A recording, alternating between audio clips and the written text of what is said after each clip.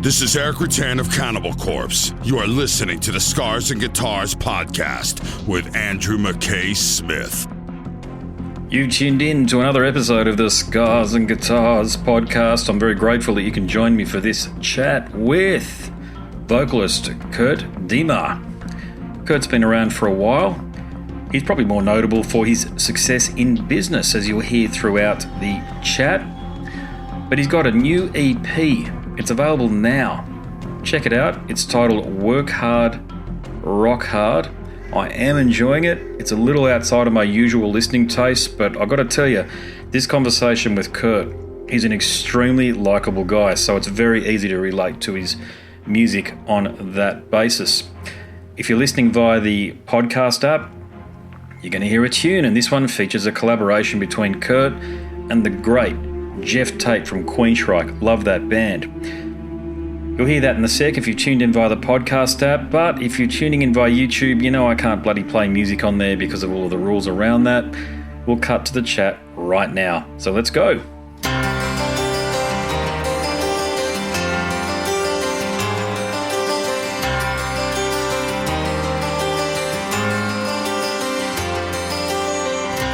Breath is breath, and death is death.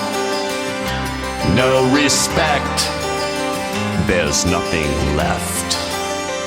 These are the times.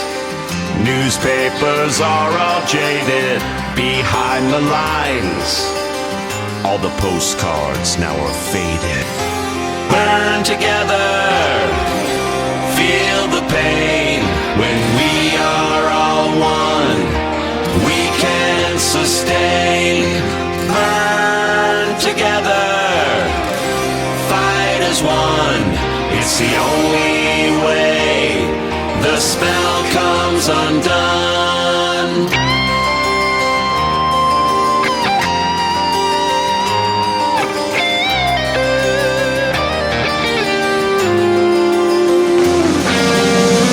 Nothing is private, no landline in the room.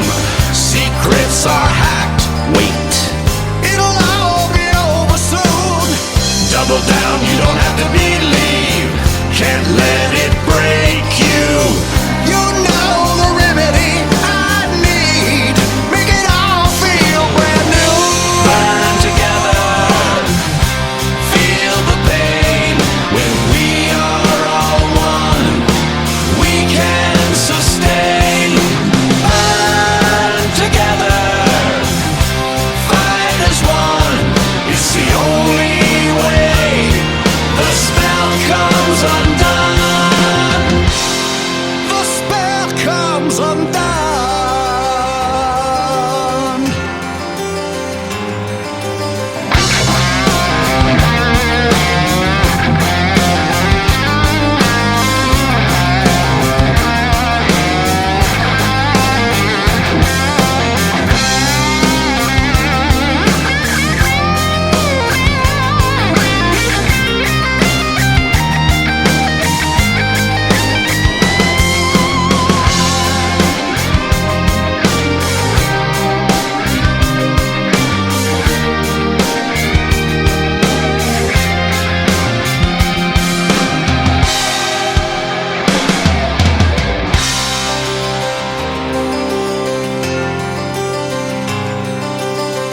No table set, no family dinner tonight.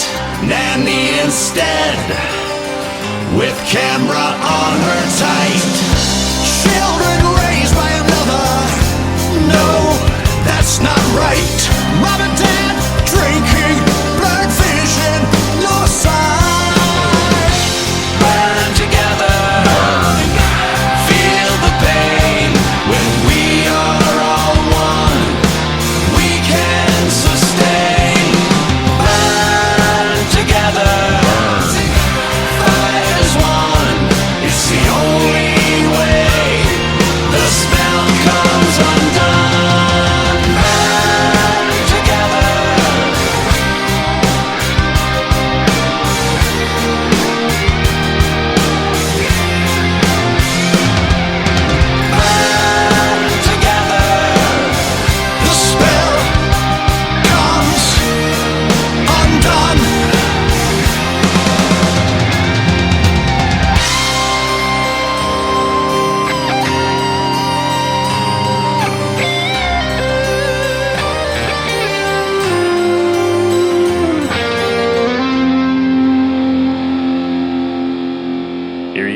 G'day, mate. How you going? Andrew, how are you, brother? I'm very well, thanks, mate. Thanks for Can you joining hear me. Can you hear me all right? I might have to keep moving around because I'm outside in LA, and everywhere I go, there's like somebody doing lawn work. Mate, it sounds like around me, mate. So no, all good, mate. I can hear you loud and clear. So Oh, good. So no worries whatsoever. Yeah, what's the day held for you right up until this point, mate? Just a regular business as usual day kind of thing? Yeah, well, I'm out in LA. We're getting ready to play the 50th anniversary Rainbow Show. So that's coming up on Sunday at the Rainbow Room in West Hollywood on Sunset. Yep. And then I've got another interview after yours and another article I've got to fill out questions for. So good on you, mate. So obviously there's busy, man. Yeah, trying to make people familiar with Kurt Deimer, and what we got going on. So I appreciate you having me, man. No, I appreciate you coming onto the show, mate. I was compelled to have you on when Chip reached out, and it's not just the music about you, Kurt. I mean, you led a very well-rounded life in so many ways. I mean, there's the movies, there's the music, and I understand you're very entrepreneurial, mate. So it's always a pleasure to have a chat with someone who's thrown themselves into life like what you have. Well, thank you, man. Yeah, we only live once, and I'm just that kind of guy. I intend to do everything I can the rest of my life to touch others and share, my creations with others. And hopefully that's what I've done up to this point. I just had to figure it all out before I could jump into the fray here in the music business and knew how to survive. So that's came back into it after. Yeah. Yeah. Sorry, mate, but sorry to interrupt, but that's such a great point because so many people go in too early. The Marilyn Monroe syndrome, and they get chewed up and spat out by the bloody system because it's a very narcissistic system, isn't it? Oh, it is, man. And when I was in a band early on, like back in the day, I went to University of Cincinnati when I was like 18, 19, 20, those years, the mid 80s. And I was in a band around the campus there, playing places around Bogart, Sudsies, the Plaza, when the Afghan Wigs were breaking out of Cincinnati. They're from my hometown. Yeah, and I just knew there was no way, I could do it. I wasn't mature enough. I was panicky. I didn't have the wherewithal in my brain I would have just gone out and partied myself to death. So I figure I'll finish my degrees. I'll have a family. And if someday I'm in a position and I've learned and matured enough in the world to do this and do it right, and I'm blessed enough to do it, then I'll come back. And that's what's happened. So it's all kind of worked. It's weird. It sounds like as though you knew what your life plan was. You're like that. I talk about that idea of fate and destiny and the difference between the two. But it sounds like for you, mate, that that life blueprint that we may or may not be given, but you must have had some awareness of it at a young age. Yeah, I always knew I was entrepreneurial because I started a lawn business when I was 10. I sell rides on my moped to my friends. I mean, I was a telemarketer. I cared more about that than school. I knew I just needed to get C's to get out of high school. So I graduated high school and with little effort, but worked very hard, and I learned. And I everybody says you got to go to college. It took me 6 years to get out of college because I couldn't figure it out. I was doing the band stuff. And then I met my boy's mom, and she kind of whipped me into shape. And we had 3 beautiful sons. And, thank God every day I've got my 3 boys, and I got to raise them when they were young. And I worked for other companies. My dad worked in the oil business for Chevron and Gulf Oil before they bought them. And he got my foot in the door, and I learned the oil business. And I told my dad one day, I go, I'm so thankful for what you've done, but I want to do my own thing. I can't work for other people. I can't sit in an office. I can't wear a suit. And he had my back, and he's my hero, man. And I just kept doing things to learn how to start those companies. And I did that, and they took off. Nobody's handed me anything. And I went down to do a cameo in Trading Paint with John Travolta and Shania Twain in 2017 because my brand my oil brand Starfire was in the movie and on the racers, jacket, Toby Sebastian's jacket and all that. And they said, man, we'd like to cast you for a speaking role. And before I knew it, I'm planning a scene with John Travolta out of nowhere, learn my lines in 30 minutes. And I said, there's my sign. Here we go. Let's go. And that's how I figured, I need to go now. There's that, you know, I always look for signs and I have very good intuition. And the next thing you know, I'm in Halloween getting killed by Michael Myers. Then I decided to record a few songs with my old writer, Ben Trexel, down in Alabama. I said, let me put my voice on this and see. And I said, man, I love this. So here I am, man. Yeah, indeed. Yeah. Yeah, that's cool. That's really cool, the way you just articulated your journey in so many ways up to this point, because it does. In a nutshell, yeah. Yeah, I mean, I know there's a lot more to it, but I mean, you've picked out some very important moments that for the audience, for people listening, that are really cool. Like one of the questions that I wanted to ask you, and I'll ask you now, Shania Twain, I'm a musician too, and I've had to play a bunch of her music. What was she like to work with? This was 2017. You know, she had kind of disappeared for a while, and she came out in this movie. I think it was one of her first movies. I think maybe it was her first movie, and she co-starred along. She played John Travolta's, you know, love interest or whatever in the movie. I didn't really see much of it at the time I went to film, and we're standing there to do the scene because my scene, I'm the track announcer at the end, and I'm interviewing Toby Sebastian from Game of Thrones. That's who I did the speaking parts with, and John Travolta. That's John Travolta's son in the movie. And I went up to Shania while we're standing there planning out the scenes, and I just kind of said, "It's so nice to meet you." And we're standing side by side, and I said, "Welcome back. You know, you've been missed," because she kind of was on a hiatus for a while. Sweetheart, nothing like what you would think. You know, just a sweet, everyday woman. You know how videos and shit can make us all larger than life. So we're all just human beings with a heart and a soul, and we just try to be good people. So, but she was, if I'm not mistaken, she was the Globe's highest-selling musician or singer, what have you, from for a couple of years there. I mean, that album that she released in 1998 was stratospheric. Oh yeah, remember those music videos? Yeah, man. I feel like a woman, and all the other ones, man. They were everywhere. Now, my creative director, and who'll be directing my Hellbilly Hollow 2 for my franchise, and who's shot my videos that are on YouTube, is Paul Boyd. And Paul Boyd shot those Shania Twain videos. Go figure, man. I'm like, now him and I are like great friends and working all the time together on everything. I got videos coming out in a few, over the next 2 months that Paul Boyd and I just shot, and he shot those Shania Twain videos. It's a small world, man. Yeah, it is. It is when you put yourself out there and you make yourself available, a chance and opportunity, as you've done, which leads us up to the EP, Work Hard, Rock Hard, which is actually the catalyst for our conversation. There's so many things we can talk about, but this is actually the catalyst, and it's available now. And look, Kurt, I've had a few listens, and I've come up with some descriptors. So tell me if you agree with me. Okay. Okay. I feel it's mature, hard rock and roll paired with socially aware lyrical themes alongside of killer musicianship. And, of course, there's your unique vocal to complement everything. What are your thoughts? I think you just summed it up in a nutshell, and I know you've listened to my EP, so that's it, man. I mean, I'm trying to write from my life experiences.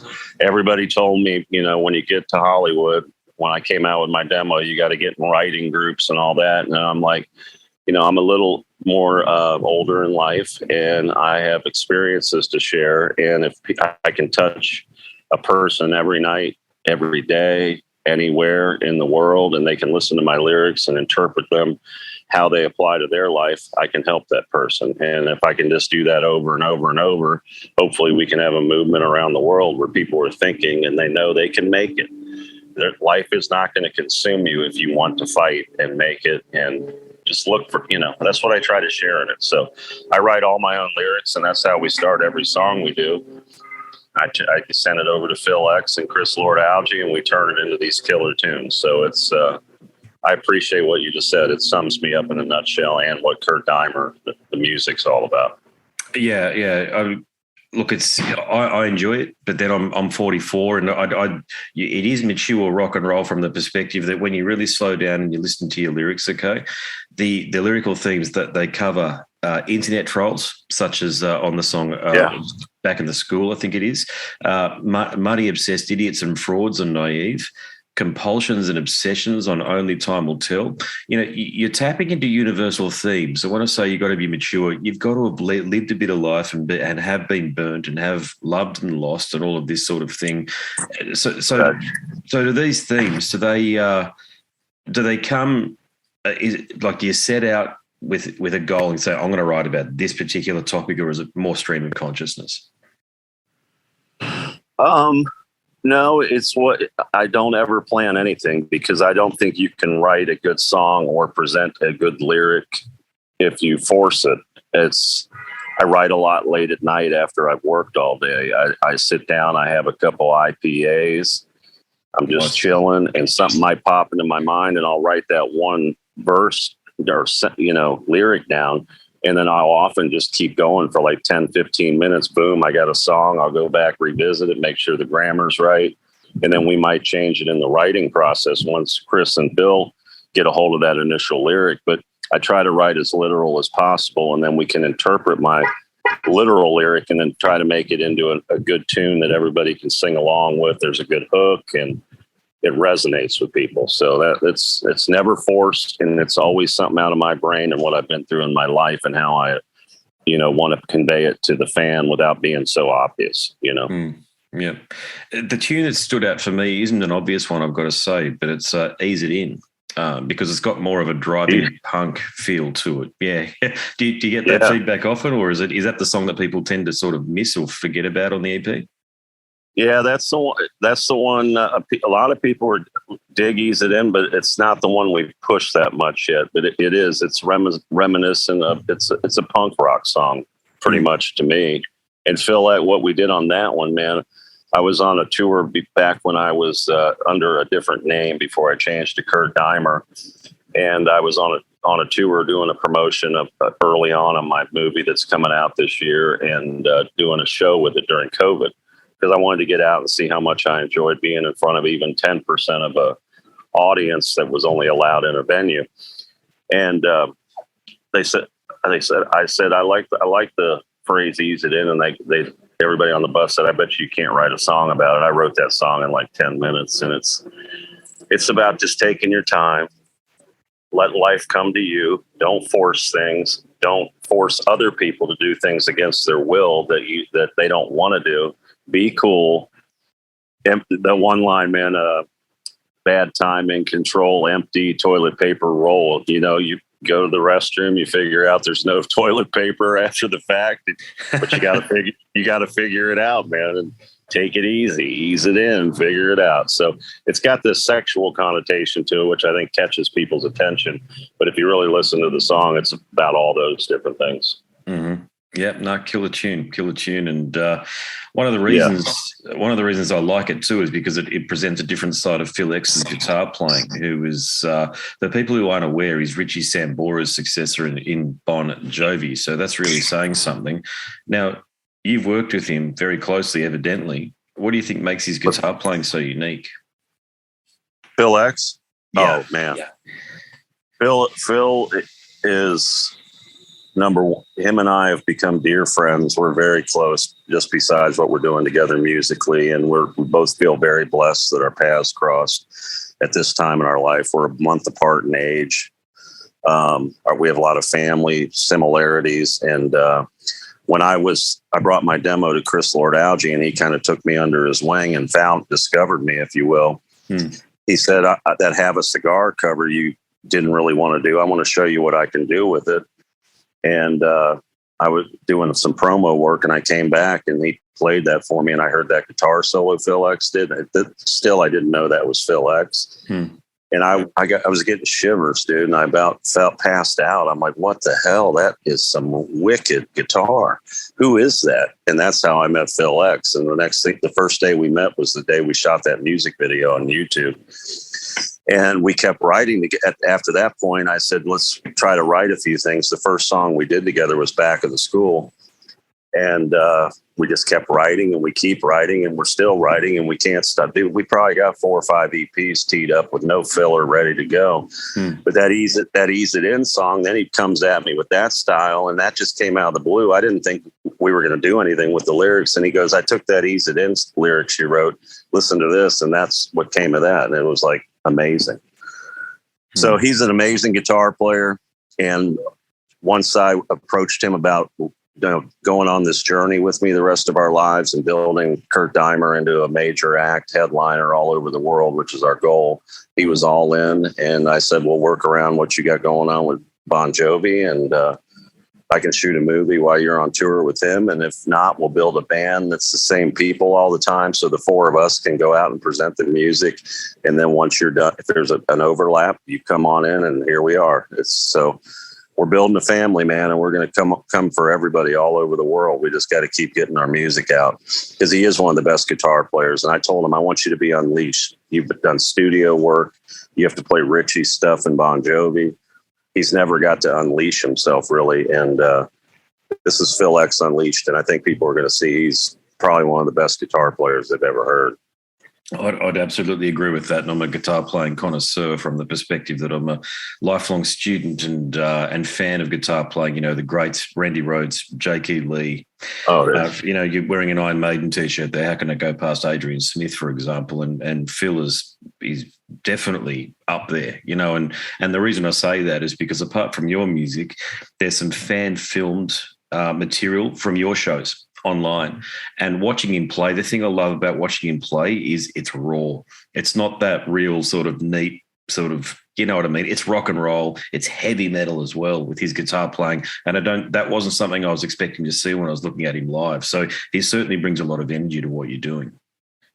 Oh yeah. Him and I, dude, we can't wait to get out on stage and just be ourselves. I mean, we want to present the music correctly and as close to the album as we can and do it all real. But when we're on stage, I'm like in a whole different universe, and so is Phil, and you will never see us stop moving or getting into it, because it's a show. I mean, when people go to a show, they want to be entertained.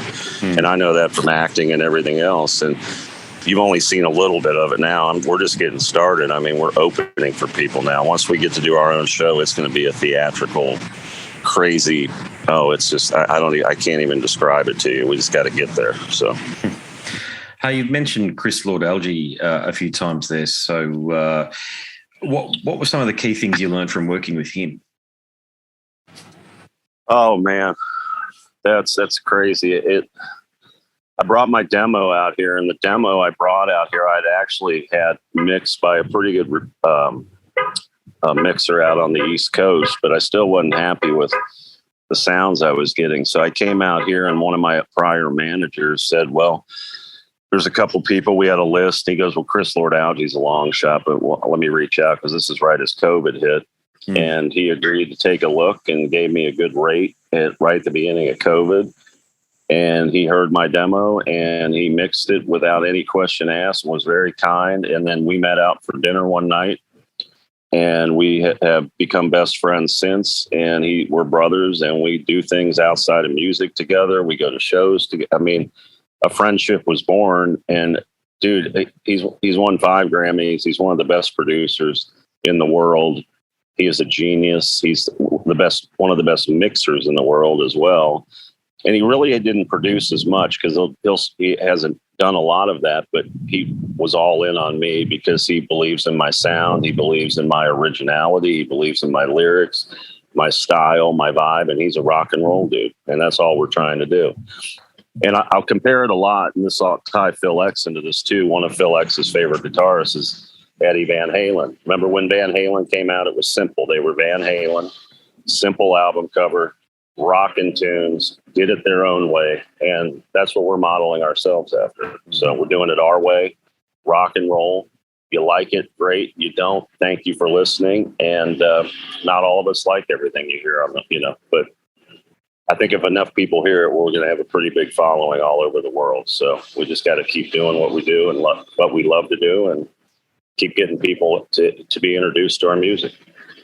Well, something else that'll help is that you've partnered with Geoff Tate on Burn Together. So tapping into his worldwide acclaim, if you like, is that's a good move. That's a good move there. But it is a killer tune unto itself. So Geoff Tate, and I must say, Geoff Tate's responsible for one of the most perfect songs I believe ever written, which is one half of the songwriting duo, alongside of Chris Lord-Alge in Jet City Woman. So how did the collaboration with Geoff come about?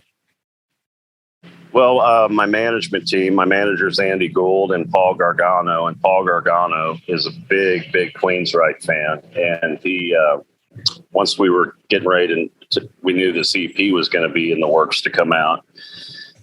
We were looking for a tour to support it. And he reached out to the Tates because he's good friends with them and knew that they had a tour coming up. So they flew down to LA and met with all of us. And I met Geoff for the first time. And again, I'm having another surreal moment that day. Like, here I am with Geoff Tate. Okay. Like the guy I saw on MTV with an orchestra singing Silent Lucidity, an icon in rock and roll, a legend. What a voice. Yeah, totally different than mine, but his own unique style, operatic, just phenomenal. And so Paul Gargano set that up. He came down. We agreed to do the tour together, the support. I said, what song would you like to have Geoff featured on? I picked Burn Together because I thought it fit in that mold of what Geoff's done in the past, and it got to show our two voices and how they could work together. So I picked Burn Together. He came to the studio with Chris Lord-Alge. We recorded that. He came back down graciously to shoot the music video out in the desert with me and Phil X and Paul Boyd, the director.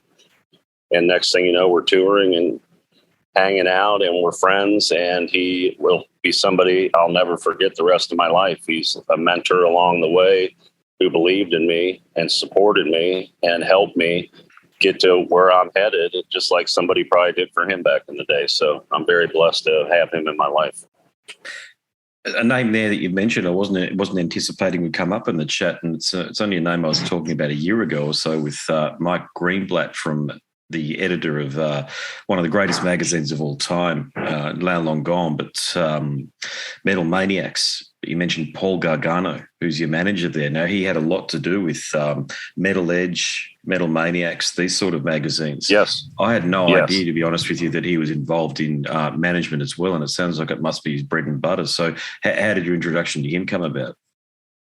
Well, my tour manager, my sound engineer on the road, Kyle Gerhardt, once I had to get rid of my last manager, who my prior managers up until Andy and Paul are pretty much what the song Naive's about, and everybody else who was trying to take advantage of me along the way.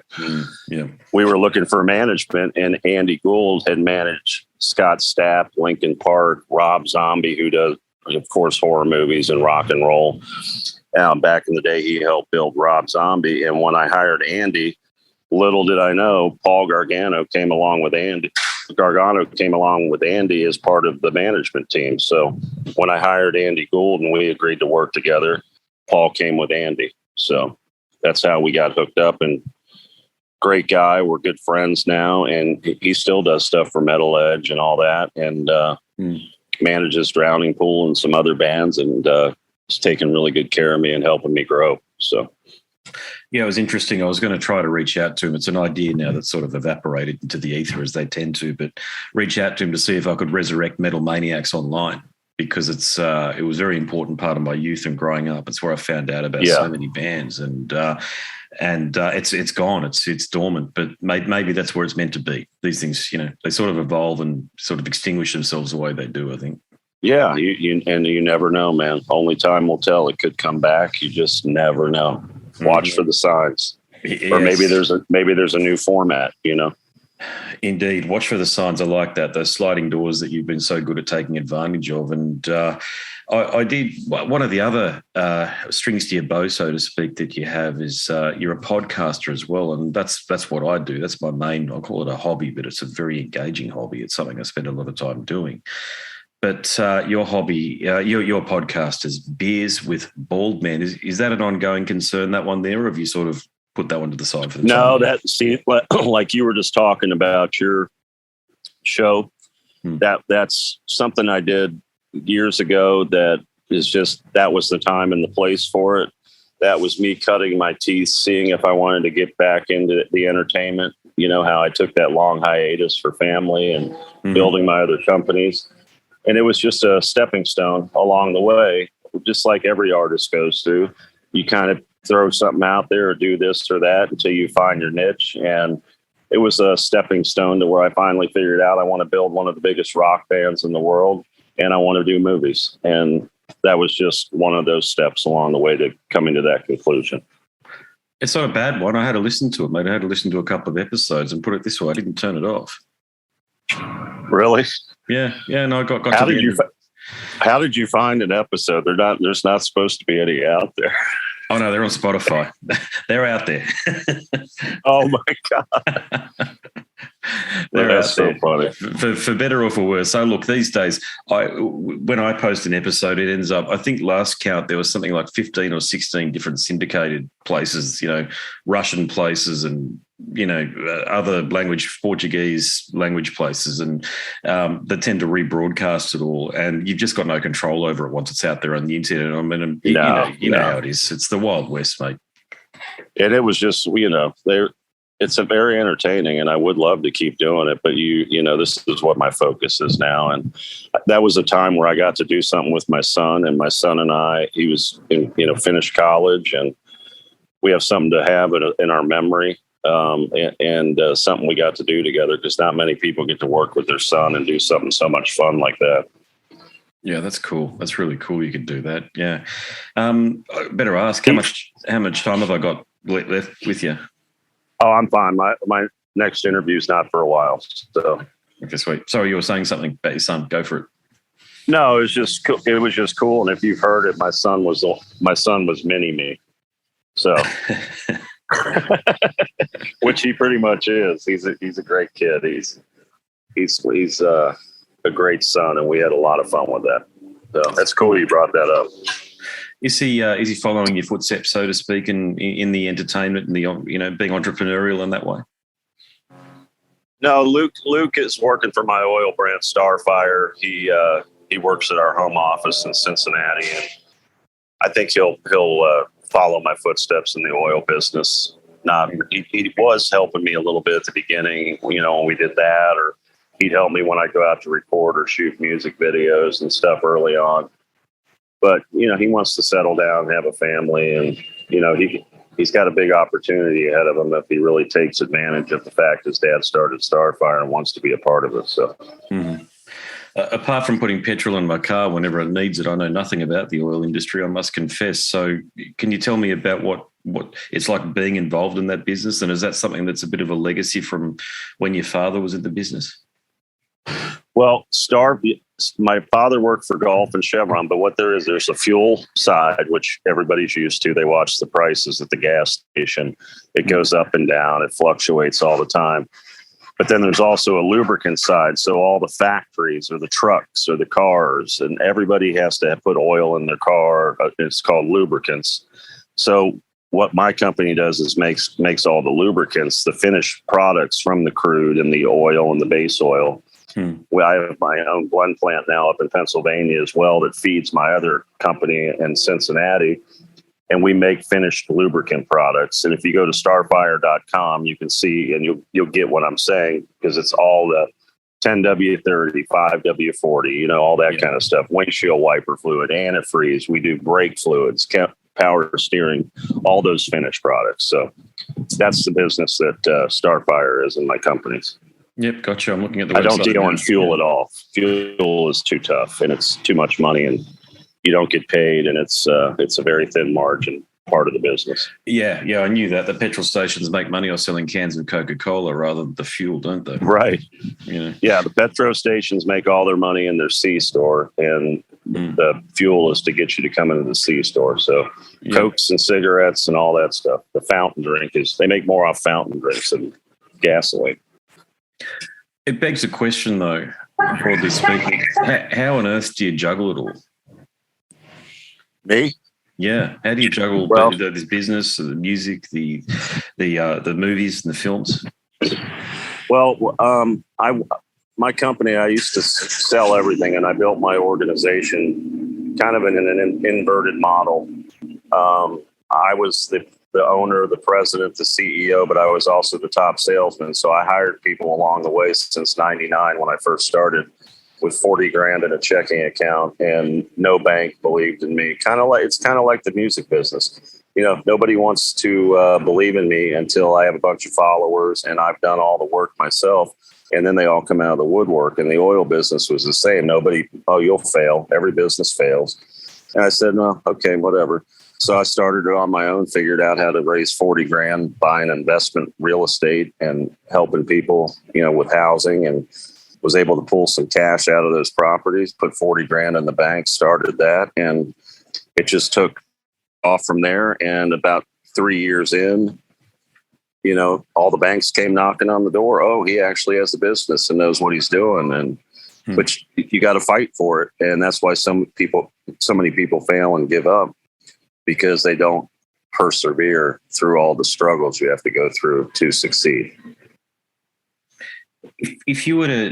If someone was, you know, 18, 19 years of age, a bit lost in life, and they sat next to you on a plane and they said, look, Kurt, I'm a bit lost. What's the best piece of advice you could give me? What would your answer be?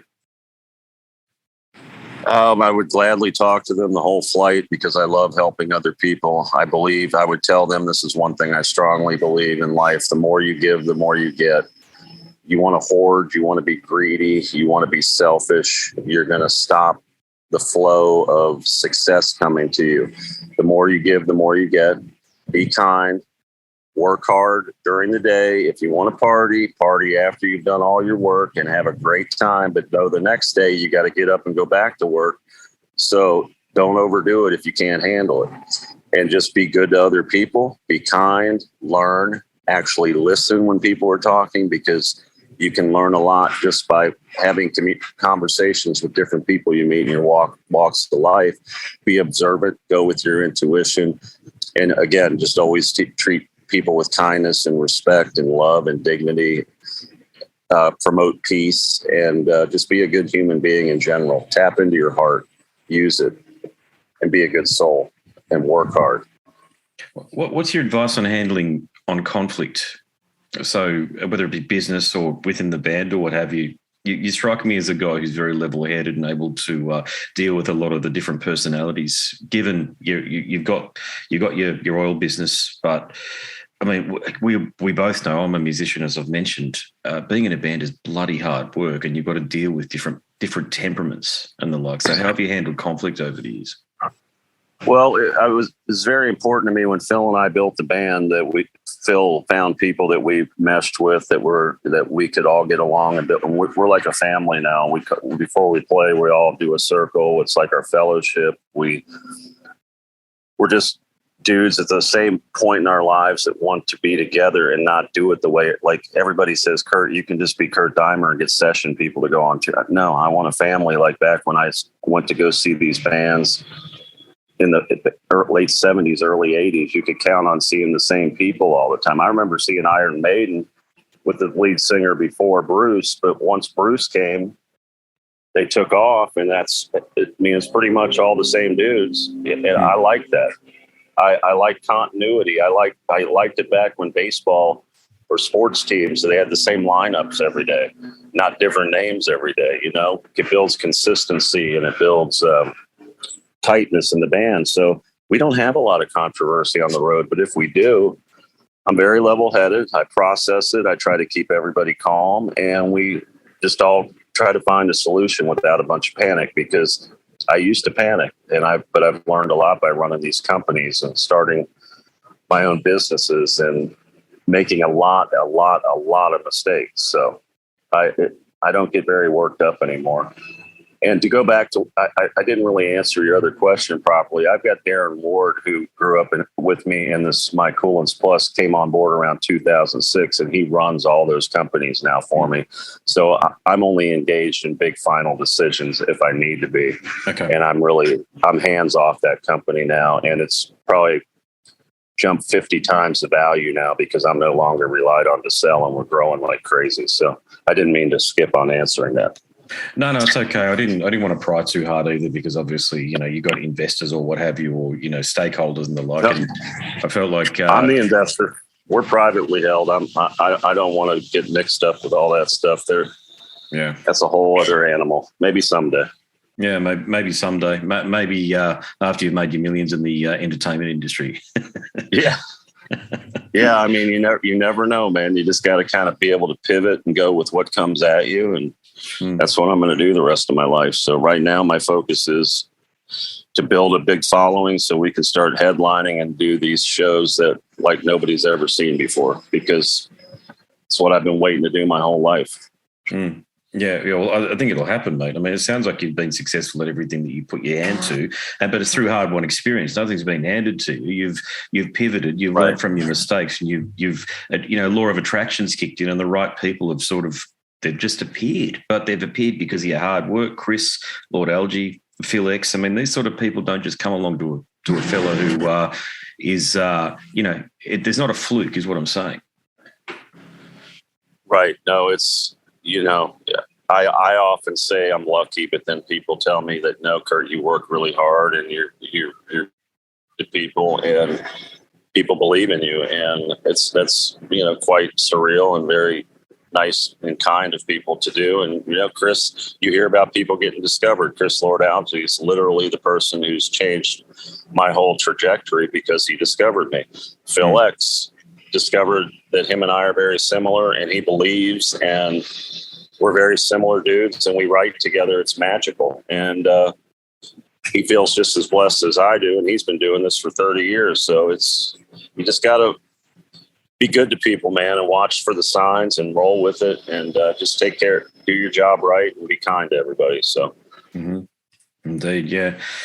Well, Kurt, I'll make this my last question or thereabouts for you. Now, if I'm not mistaken, you did some touring with Eddie Trunk.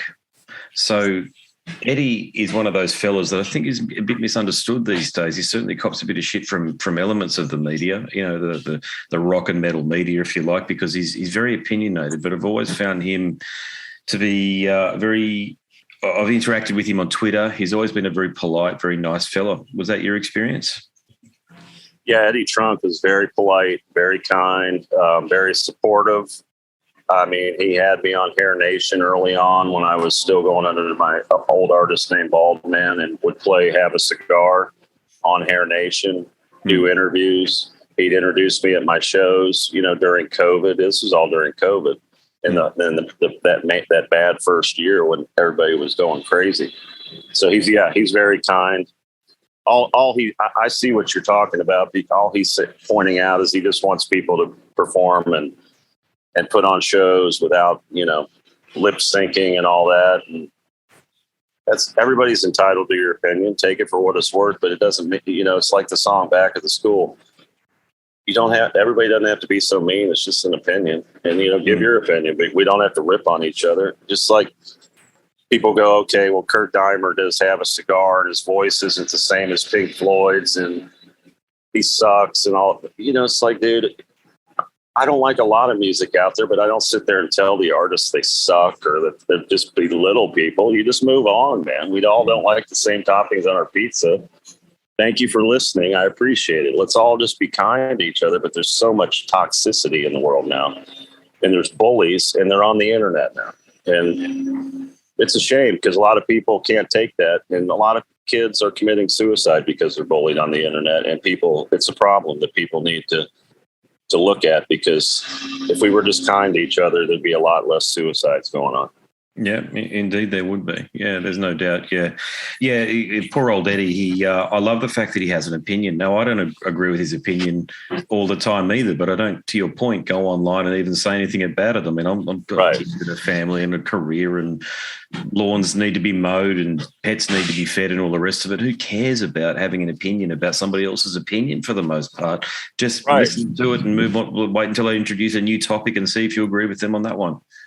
Yeah, and if you look at his opinions too, it's not like he went in and ripped the band apart and like called the people out and belittled their humanity. He just was making an opinion about lip syncing and how it's getting a little too much in his mind. And right or wrong, it's his opinion. What happened to all of us being able to have different opinions in the world, but we all still get along? Now it's like you're either on this team or the other, and there's going to be a fight. It's just not right. It's not the way humanity was supposed to be. We're all supposed to be working together to try to survive on this planet spinning around in this space that we're in and make the best of it, not destroy it. Yeah, well, certainly in the Western Hemisphere, we went through something called the Enlightenment, okay, where we understood that you could have different perspectives, different opinions and the like. And of course, that was all rooted in religion, but its influence has been profound on society, broadly speaking. But people, to your point, we are sort of going back into, and I think it is social media that's driving this, going back into this duality where there's just, you're either with me or you're against me. It's so tribal, isn't it? You see it in politics. The way, I see, dare I say it, the way a lot of the members of or supporters of the Democratic Party, the way that they carry on about anybody that had a slightly positive opinion about Trump, this sort of thing. It happens here in Australia too, mate. It's the same, I think, again, in the Western Hemisphere, the world over.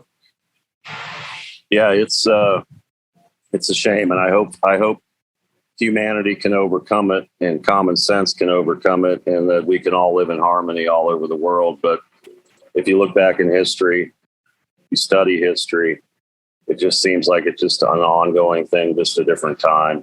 And it's getting, I don't know, man. It's the most turbulent time I've had in my little blip here on Earth. But think of all the things other people went through before we were even born, if you look back at history. But now nobody wants to value history. So if you don't want to look at history, how are you going to learn about how to not repeat it?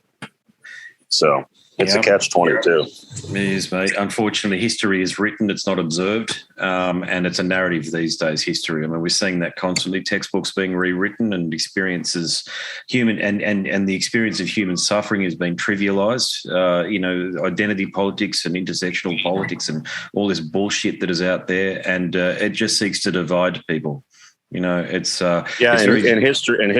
History isn't true history if you have people wanting to write it and manipulate it to fit their narrative they want to put into your brain.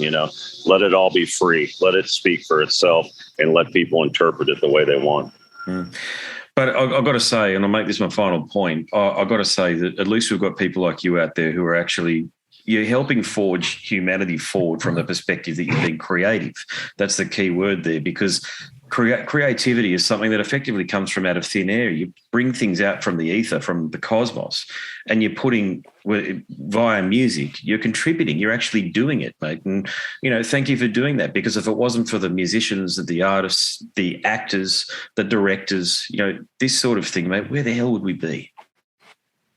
Exactly. Well, people tend to keep things bottled up inside, and there's a lot more creatives out there, but they suppress it. I mean, hell, I suppress my creative side, besides developing oil products for 30 years. And I'll tell you, it stressed me out, and I always felt a little off. And I feel better now than I did, since I was a little boy and had no worries in the world, because I finally am doing what I was called to do instead of suppressing it. But I had to do what I had to do I've got 3 beautiful kids. I've got great companies that I've built that are doing good in the world, that are helping others. And it helps me do this and be able to fight this fight. And now I can share all that suppressed creativity with everybody. Instead of going to therapy and all that, I'm just sharing it with the world and hopefully helping others. So. Well, you're doing a great job, mate. This EP here, I hope it finds the audience that you so richly deserve here. You've got your movies, you've got your Hellbilly Hollow. I just encourage everybody to listen to dive into your universe and give you a chance, because I think that there's, whether it be the music or the movies, there's something out there for everybody if they choose to give you a chance. There you go. That's all I'm looking for, is a chance, and help me get to that point where the record label and the booking agents and all that kind of stuff see, okay, well, I know they're all going to want to jump on board when I build it, but right now I'm building it organically. There's nothing not real about me, and it just takes all of us spreading the word together. I'm on Instagram, Facebook, YouTube, Twitter, all at Kurt Deimer. I'm probably going to start putting my videos on TikTok so that it promotes people to go to the other. My website's kurtdeimer.com, and I'm on all streaming, and Kurt Deimer. Let's we like to say it's the Kurt Deimer family we're building. I've got the Kurt Deimer fam club coming. I've already got people that are running that. And we've only, in the words of the Carpenters, we've only just begun. Well, long may you reign, brother. Long may you continue to do what you're doing. I'm enjoying it, that's for sure. And I'll be along for the ride as well. Oh, well, thank you, man. And I appreciate folks like you who take the time to really get to know me and what I'm all about and spread the word on my music, because without you, I would never have a chance. So, and you're in Australia? Yeah, that's right. Yeah. You know the Hoodoo Gurus? Yeah, of course. Yeah. Yep. Dave Faulkner. My favorite band, man. My favorite band. I saw the Gurus all the time in the late 80s. And I used to, when I played in my band in college, when I set up back at UC, I probably covered 5 of their tunes. Well, you mentioned Afghan Wigs, and that wasn't a band I was expecting you to mention. And they're not the same. They're not the same as the Hoodoo Gurus, but they're part of that college radio scene. And, and they were. I don't know whether the Afghan Wigs were big out here, but they had the same audience, so that doesn't surprise me. But I'd love to see you down here on that front, because there are a lot of bands like the Hoodoo Gurus that are still going, and I think you'd fit into that scene beautifully. Oh, I'm going to be talking to my management, and I've been thinking about it. I'd love to do a thing with the Gurus where they come to the U.S. and maybe I headline and they play and we draw their fans and we do a co-tour here. Then I come down to Australia and, open for them down in Australia. So that may be in the works, because they were definitely one of the big inspirations of why I wanted to get into music, was going to Guru shows, and I wouldn't miss them, man. They're so good. If you know Dave, if you see him, tell him I said hello and check my shit out and say hi. Oh, I think he's down in Sydney these days, isn't he? Yeah, I'll, I will. If ever I bump into him at one of those events, mate, or ever get a chance to chat to him, mate, I'll pass it on. Don't worry about that. It's not. You might be able to tell from listening to my album. Did you get a kind of a Dave Faulkner vibe a little from my vocals? I didn't, to be honest with you, but I'm going to re-listen to it now and try and join those dots. Yeah. Yeah, because I did What's My Scene? I did Middle of the Land. I did, that big song, You Are My Bittersweet, all that stuff. So, yeah, gosh, big influence. Yeah, That's cool. That's really cool, man. I appreciate you mentioning that. Yeah, a bit of Oz rock there.